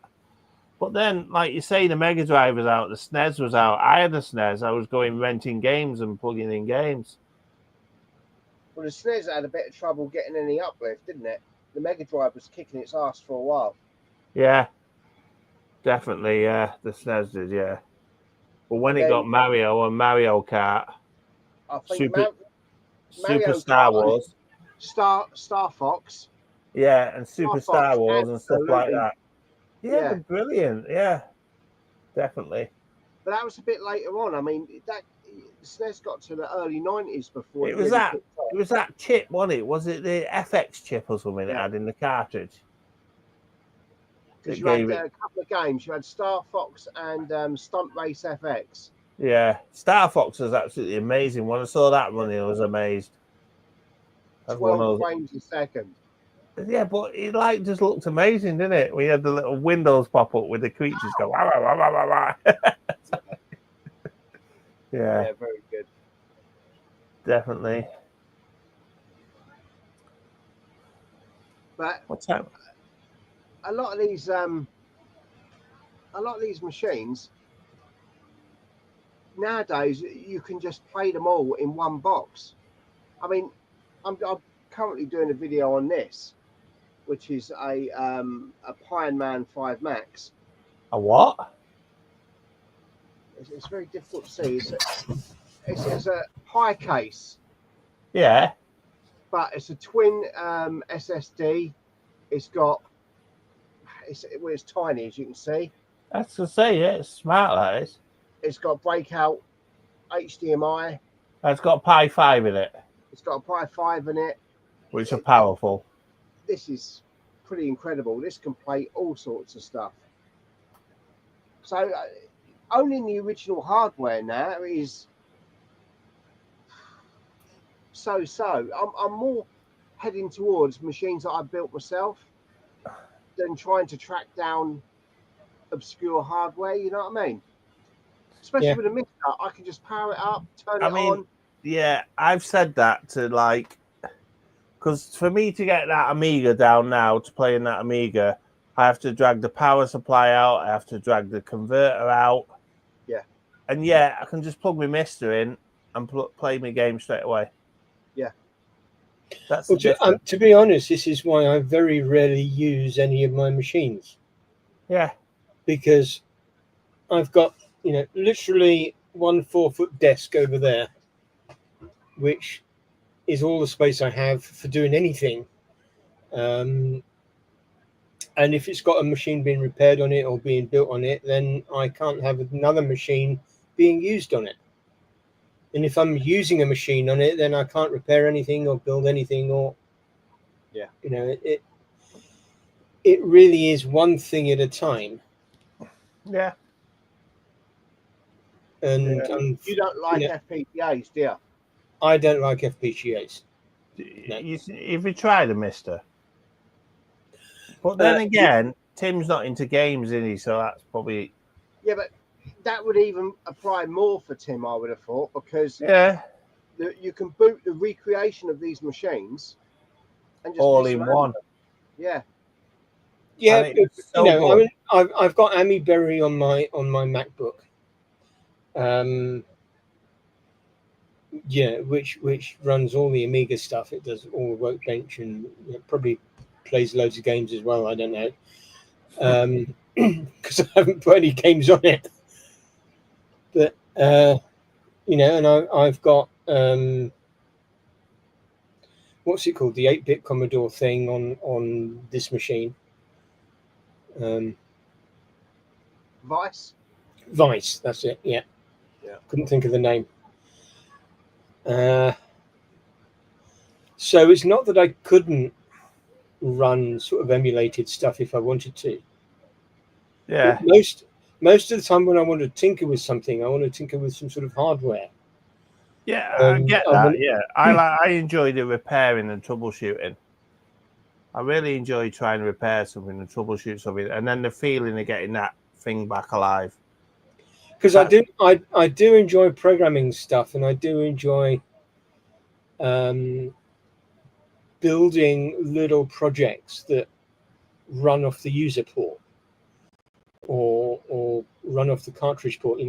Let's make a cartridge that's not just an EEPROM that runs some game or other. Let's make a cartridge that is, it's got GPIO on it, and it does, I don't know, some async comms stuff and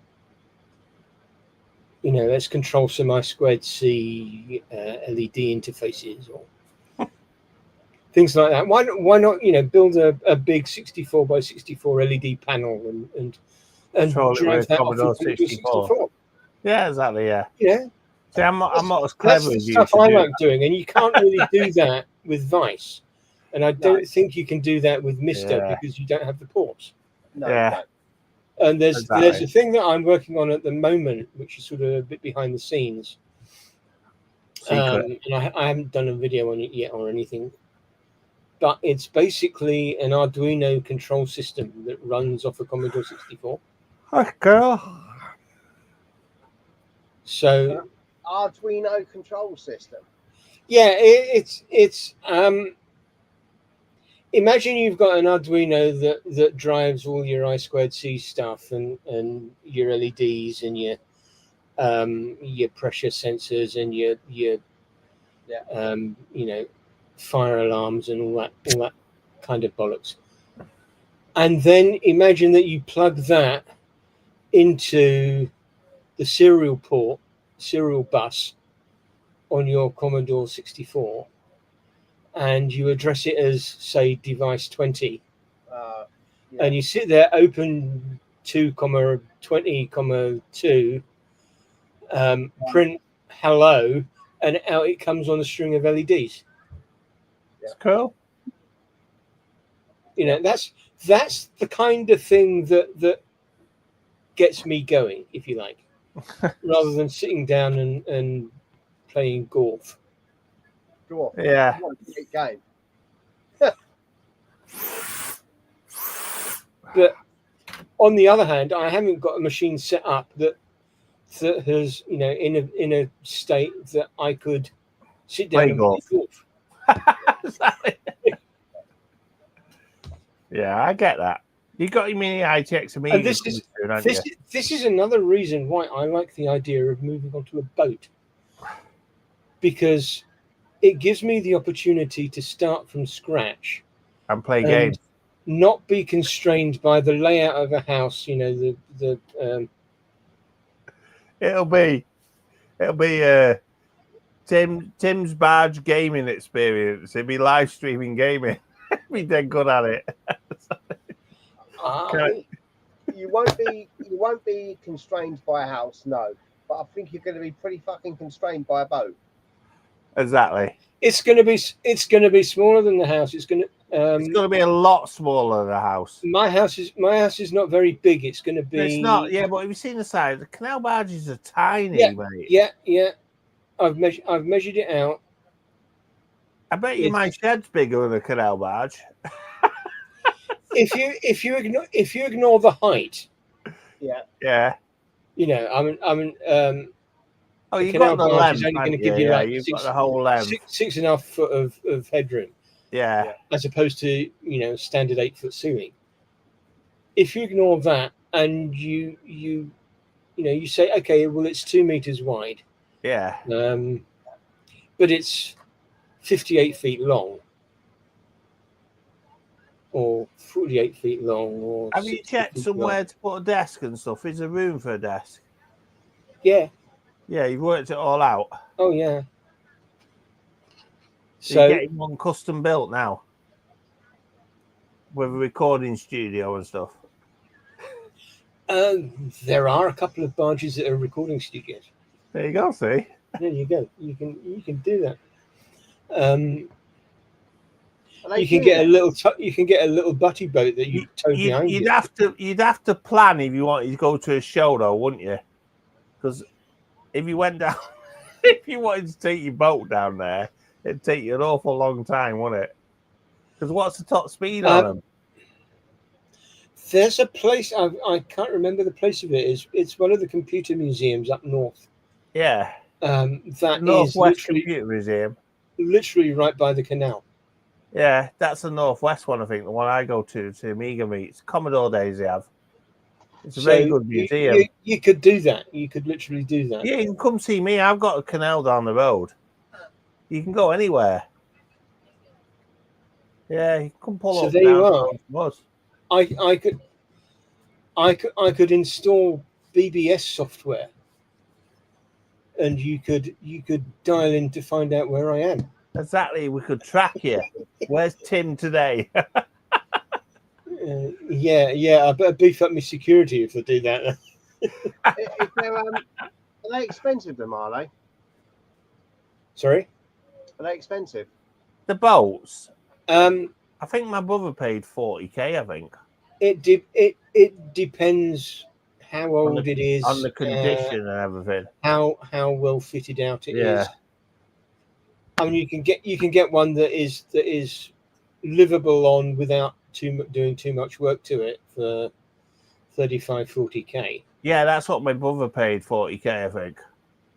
You can get one that is basically a hull that you have to build yourself. Fit it out and build your own interior for probably 15 or 20. Yeah. Or you could get one custom built for you for like 250. So it's like a price of a house, isn't it? Oh yeah, 250 is. Yeah. You can see $250,000 will get you a really nice boat with, all mod cons And nowadays it'll get you a granite work surfaces. It will look like a bloody gin palace. Yeah. Yeah. It's crazy, isn't it? But it won't have space to put your computers in. Yeah. How would you go on about internet? 5G. Yeah, Starlink. What have you got no 5G signal? Do you go further along the river or further along the canal? Just move. If you don't like your neighbours, move.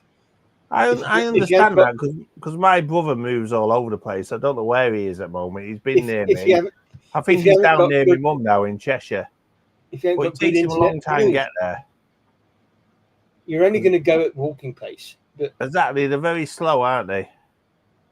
Yeah, well, speed limit's 4 miles an hour. Yeah, because I grew up in a place called Middlewich, which has got loads of canals. Oh yeah, I know. It's got the England's shortest canal or something. It's got the record for that. It's about 75 feet long. Yeah, that's it. Yeah, but they have a big like Middlewich. Like the best thing that ever happens in Middlewich is a canal boat festival, where they all come along and it's just full all the way along the canals with boats. So some of these old canal boats, you've still got a few boats around that are sort of like 100 years old. Yeah, my granddad had a boat and he used to transfer coal and salt from all over the place, but he had a horse-drawn one. That's what he used to do, but I don't think I could personally live on one. There's still a couple of those around. I need the space. Do you know what I mean? But I like the history of it all and everything. I'd probably do one for a holiday, but it's amazing how the locks work and stuff and the viaducts and stuff. They're quite cool. Well, the fact is, I hate doing gardening. See, I love gardening. I spent all day in my garden today, just tied it. I really love my garden now. I was never a gardener, but the last, say, 6 years, I've been well into my garden. I spent the last week in my garden, but that's primarily because of sort of making it into a presentable condition to sell the bloody thing. Yeah, I really love my gardening. My garden's like, I just love sitting out there and everything. I built a pergola. I built all sorts of things. I 3D printed loads of slug things to stop them getting me plants, as Lee saw, slug traps, and they work. But with a boat, you get a different garden every day. Exactly. Yeah, I agree. Yeah, I can see. And like where you're coming from and what you're looking at, but like I say, it won't be a life for me. Like I say, and you go places like Banbury or Birmingham or places like that, and you literally park outside Waitrose or outside. Yeah, I get Tesco's that. Yeah. There's a big marina near us as well, Aston Marina. That's a very posh place, but people park the boats there as well. Yeah, Steve's got the right idea. Gardening is like abstract. Well, it's everybody to their own, isn't it? I mean, everybody enjoys different things. That's the way I see it. Well, Most it's people don't like an Amstrad. Yeah, but I do. on the other hand, gardening has put me in the hospital twice. So, Well, so there I've you got go good then. So reasons no for wonder not you liking don't like it, Tim. I've got good reasons for not liking it. Exactly. And I Well- don't particularly need the space. I mean, most of what's in this house is junk. 2 rooms I hardly ever use. You know, I live up here in the winter, and I live down in the lounge in the summer because of the heat differential. But Yeah. Yeah. you know, The other heat. than that, I think at the moment the heat in the UK is actually changing, isn't it? And the houses it seems to be are not made for 29.8 at the moment. this. Exactly. The houses and stuff are not made for this type of heat. Something's going to have to change soon, honestly. Yeah. 45% humidity for those that care. It's No. the humidity in the UK, isn't it? That's what kills No, us. I'm not really subscribing to all this doom and gloom fucking climate change. No, I'm not saying that. I mean, I'm under the impression when I see these global warming activists and stuff, I always say, listen, it's part of the world changing. The world changes. I said, it happened with the Ice Age. It all frozen and then it all melted. It's happened before. I seem to think that in the 70s we had a fucking mega Yeah, heat we wave. did. We had a heat wave. Yeah. I don't I remember the summer of Okay. '76. That'd be the one. I was only one. Sorry. I can't remember. That'll be the one. Yeah. We had drought warnings. We had empty reservoirs. You know, We had empty if it's anything rivers. to do at all. Hosepipe bans. We had. Oh, we've had loads of hosepipe bans, haven't we? You can only use your tap on a Tuesday morning. You know, things like that. I saw something on Facebook the other day where they showed an old. There was a heat wave years ago, and they showed a TV weather map of the heat wave, Mm. and they showed the modern one from this week, and the modern one from this week is all red, amber, purple, and the one back then was like with green and suns. orange, and Yeah. it was like Stick the on same- suns. the same numbers, but Yeah. it's just presented differently to you. Yeah. And now There's it's just there's a lot of scaremongering goes Yeah. on in the press. Definitely, yeah. And Have you ever obviously on noticed- social media. Have you ever noticed that every time you watch the TV, everything is a fucking crisis? Yeah. There's They don't there's say, a there's a name for it. It's called fear porn. Yeah. We've got we've got a bit of a situation developing in X, Y, and Z. No, it's a fucking crisis, and Yeah, that's yeah. everything. Yeah, it's fear porn. That's what they call it. Ridiculous. They think we're so stupid we can't see through it. Exactly. You got to keep people scared. That's Well, yeah. partly that's because part- if that's they're part of scared, they don't controlling see what people. you're doing with your other hand. Exactly, yeah. Oh, That's the part of problem is- controlling people. I think we're fully aware of what we're doing with our other hand. We can see it, we can feel it, and yeah, Yeah, the thing is, it keeps it out of the press Yeah. yeah, because the press jumps on the next doom thing. Yeah. And Well, look how that's a perfect example of that is all the atrocities that are going on in Palestine. As soon as you drop a bomb on Iran, that's it. Palestine's forgot about. Yeah. Yeah, there's still loads of terrible things going on in Palestine, and Israel is just flattening the place. It's ridiculous. I hate it. It's crazy. And now what they're talking about? Oh, dropping a bomb on Iran. They suddenly forgot about Palestine. that's about the only thing that Trump is actually good at, is controlling the narrative. Yeah. He's very, very good at distracting you from what he's fucking about with. Exactly. Yeah, that really annoyed me, that did. But yeah, it is what it is. We can't do anything about it, can we? We can't do anything about it. No, we just have to let it go on. unfortunately. No, I just wake up on every morning and say, "Oh, I'm still there." Exactly. Don't forget though, we've got new F-35 bombers coming, so we're okay. Oh yeah, he's probably put limiters in them. Exactly. And not only that, he bought them from Trump again, didn't he, to keep him happy? Probably came from AliExpress. They're probably running on 6030s or something. Like the tanks. Yeah, well, we can't, like I say, we've got no control over anything that happens. We've just got to go along, do a YouTube, enjoy our computers. Yeah. That's it. And do our live streams. So if the world does come to an end and aliens come down, they can watch our live streams.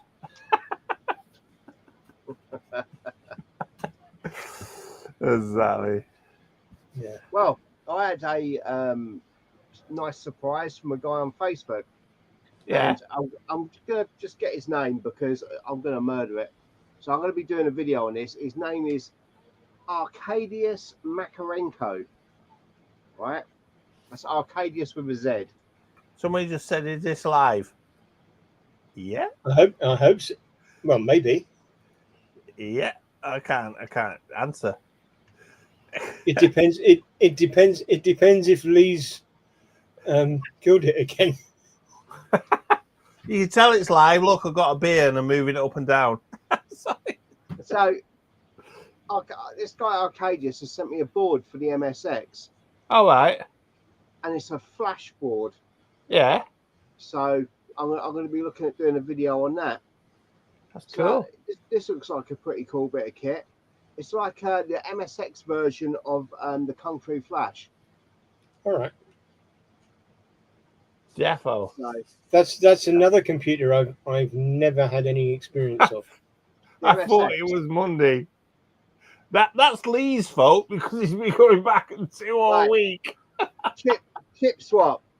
Right. This is absolutely 100% my fucking fault. This is what happened. I thought today was going to be a pain in the ass. It was a pain in the ass, and then it wasn't. So it got swapped to Monday and back again. Entirely my fault. Sorry, chat. So, yeah, Tim, they're quite an interesting machine because they standardised on a design, and it's not bad. You'll give it a look.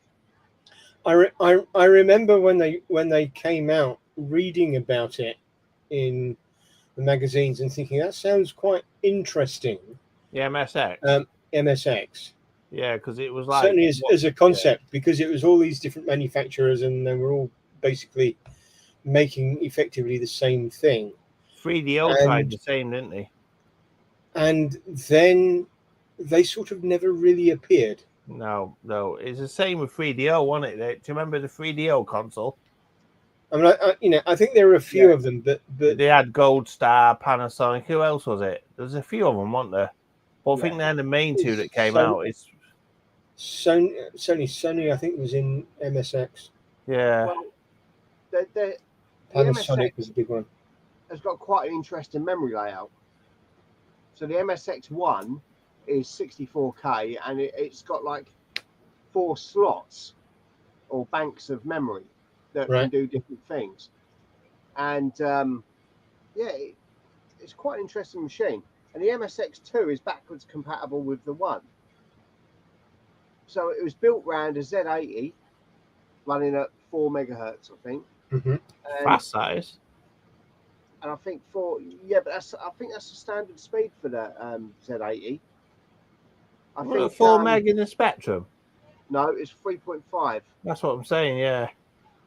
But I think that's they might have just underclocked it though. Yeah.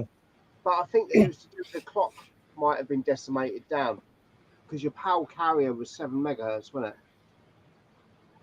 But with the MSX, they used an off-the-shelf chip for the graphics. It was a 9918 chip, which had sprites and all sorts in it. It was really quite good. And it can have its own memory as well. It's quite an interesting little machine. I'd certainly be up for building a clone on it. Then I will see if I've got another kit. So you sent me one. I've still got to build one. Yeah, I 'Cause- might have enough bits to build another one. It's one of the things that I've certainly got the boards. There you go. That's the start. if you try and buy one off eBay or something, it's going to cost a You bloody can't. fortune. Exactly. That's the thing, isn't it? And there are kits available for it, and you know, like the Harley Quinn, I would much rather build a kit than sometimes muck around with an old one that I don't know anything Well, the about. good thing about the Harlequin is the 3H on a PCB way. So you can get them make your boards for you. Yeah, but it's half the fun you building them, isn't it? No, I mean, you can get the blank boards, the blank boards, like we did. Yeah. But unfortunately, I haven't got any left because I had to use 2 for build mine. Well, the MSX is a very simple build. And the one that I built was one by someone else called Scotty. Do you get that from PCB way? Yeah. That's good then. So I'm going to build that in a video then. And it works. I know there's a 3D printed case for it. No, Yeah, Lee's design one, which looks really cool. Have you seen it? I think you're thinking about the Omega, which was a self-built MSX2.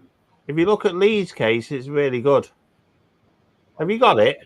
I don't have it up here, but I'm waiting for the STL, Lee.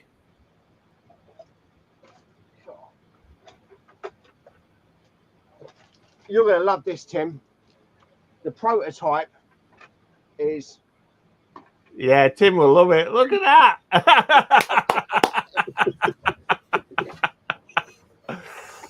Lime green, love it. Absolutely. As you can see, these are components from the... That is really cool, I think. That's awesome. So is that 2 bits joined together? This one is. The other one I've built isn't, because my bed's big enough to print it in one. Because that's a good candidate for getting it printed by PCB way. That's what I want to do, yeah. But I want the STL. They'll have a bed big enough. Exactly. Now, looking at that, I want a keyboard that's a bit like that for the Denise. Well, this is a proper mechanical one. Yeah, very nice. Because this uses what is it, PS2 keyboard. I've got a PS2 keyboard, but it's a really crap membrane thing. You know, I've got a cherry one. Perix or something. Found it in the recycling. It works very well. Oh right. I wonder if you can get a mechanical keyboard to PS2 board. I reckon you can. Those compact mechanical keyboards, you know, you can pick the type of cherry keys that you use. Yeah, exactly. I really like one of those that did PS2 so that I could use it with the... that's the problem, finding a PS2 one. Yeah. I don't have it up here. I've got the box for it.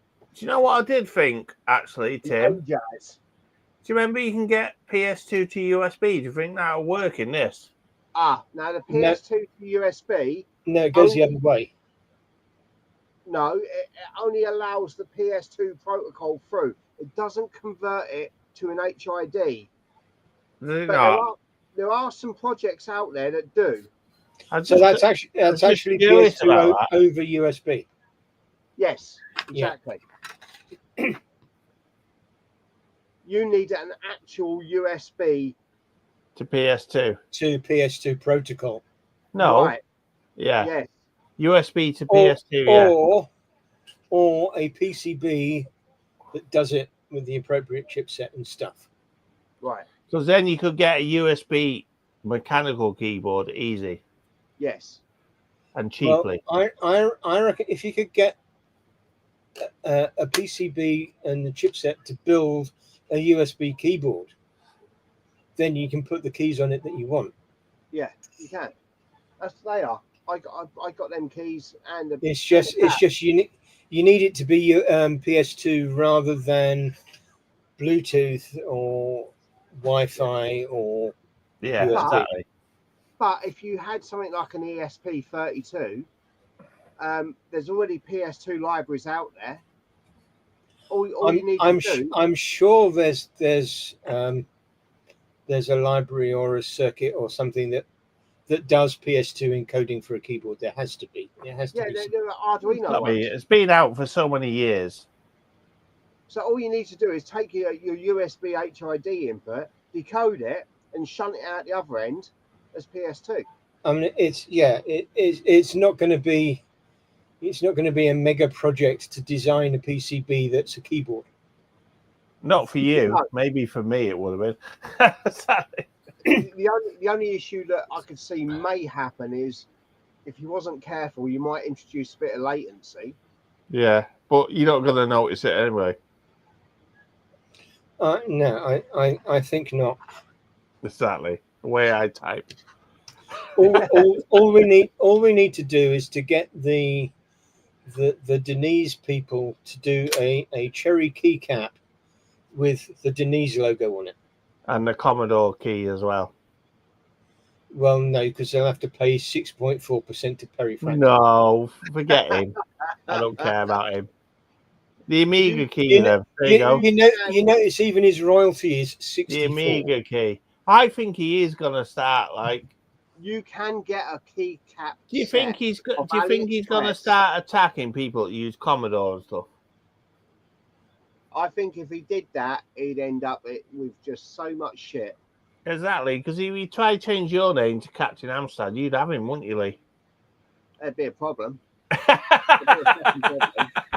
But you see, you could have a check mark. You could have a check mark. Yeah, exactly. Just a tick. Actually, you can say, listen, I was Captain Commodore before you actually appeared. Yeah, I don't think I'm going to be worrying anytime. It's a navy rank, isn't it? Exactly. Yeah. That's true. If I'm on a boat, of course I can be called a Commodore. Exactly. That's true. Right. What are we saying then? I think it's just gone past the 2 hours. Exactly. Yeah. I don't know about you two, but I am absolutely fucking melting. Exactly. Same here. It's over 30 degrees in here. It's 29.8. It still is here. Yeah, I'm on 31, I think, with the fan on. Yeah, I've got the fan on. Yeah. Right. Stay where you are. Right. For everyone else, we're cutting it dead now. We're melting. Have a good one. Thanks for watching. Later. See you later. See ya.